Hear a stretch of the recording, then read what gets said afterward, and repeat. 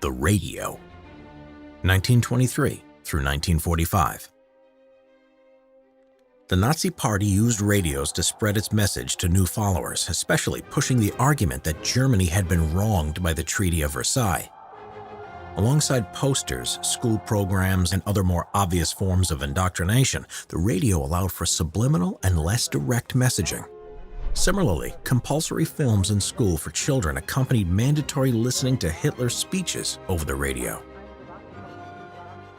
In 1923, the creation of German public broadcasting soon led to the establishment of regional broadcasting companies. By the end of 1924, 9 companies existed.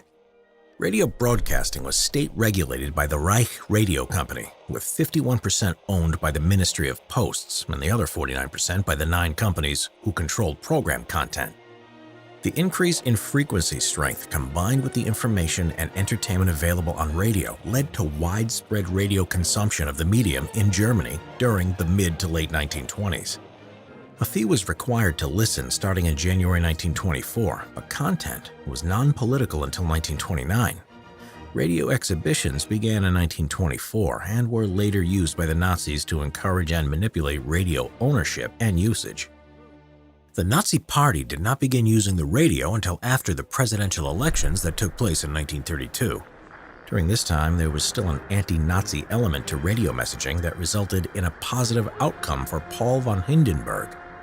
The opponents of the Nazi Party used radio to try to denounce the latter's referendum against the Treaty of Versailles in 1929. German state radio was fully nationalized in 1932 under von Papen as chancellor. During the election of February and March of 1933, Joseph Goebbels, the propaganda minister of the Nazi Party, blocked parties other than the Nazi Party from transmitting political broadcasts. Hitler's speeches were broadcast, often in outdoor forums during that election. Radio broadcasts of marches, rallies, and public demonstrations were meant to give the impression of mass popularity in a peer pressure type tactic to get votes in the 1933 election. This was much more effective than when Hitler delivered a speech in an empty room, which didn't come across as well on radio. After a victory in this election and the further tactics that followed, the Nazis were able to seize power. In June 1933, broadcasting became part of the Ministry of Propaganda. Goebbels oversaw the replacement of hostile radio managers and reporters with Nazi supporters, and by April 1934, all regional companies became unified under the Nazi ideology. Its slogan became, "A radio in every German house." Goebbels ordered the mass production of cheap radios known as Volksempfänger, or the People's Receiver, in 1933, opening up new audiences to the message of the party. He had long recognized the potential of radio to indoctrinate and create a unified opinion. As Goebbels put it, the radio was the spiritual weapon of the totalitarian state that destroyed the spirit of rebellion. The content of Nazi radio programming included music and plays and Hitler's speeches, which featured anti-Semitic content which intensified through the decade. In 1935, it is estimated that when Hitler broadcasted his speeches on radio, he reached an audience of over 56 million out of a population of 70 million. Censorship on the radio led to a ban on jazz music in 1935 and laws against interception of non-German stations. Penalties included death.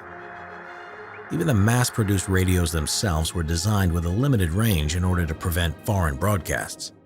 The law against jazz music was interesting because they forbade it in Germany, but used it as a propaganda abroad. Goebbels and a Nazi-sponsored swing band called Charlie and His Orchestra, named for frontman Karl Charlie Schwedler, took aim at Britain, then the United States later on. In 1940, the band broadcast its music, full of messages about Aryanism, Jewish conspiracies, and weak British leaders, across the pond. A cheaper version of the Volksempfänger, the DKE-38, was released from 1938, nicknamed the Goebbels Schnauze, or Goebbels Snout, and sold for just 35 Reichsmarks.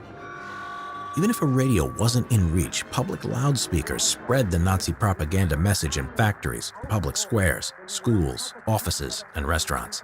Radio wardens were present to ensure people were listening to the major speeches being broadcast.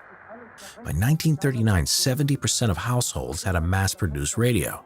In June 1940, the Nazis established a program for broadcasters to issue special reports about the war. During the war, the Nazis expanded their propaganda tactics on the radio. Axis Sally, real name Mildred Gillers, was an American in Berlin who worked for the German state radio.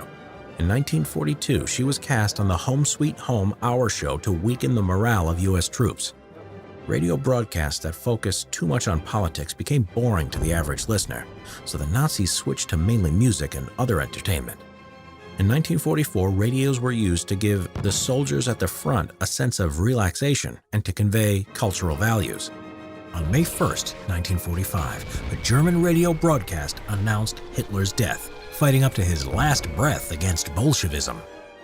In the aftermath of Hitler's death and as the Allied forces moved through Nazi-occupied territory, party radio stations were systematically shut down. The last broadcast in the name of the Nazi state was sent from a radio station in Flensburg near Denmark on May 8, 1945. Subscribe for more history, and don't forget to click the bell button to get a notification of when there is a new episode.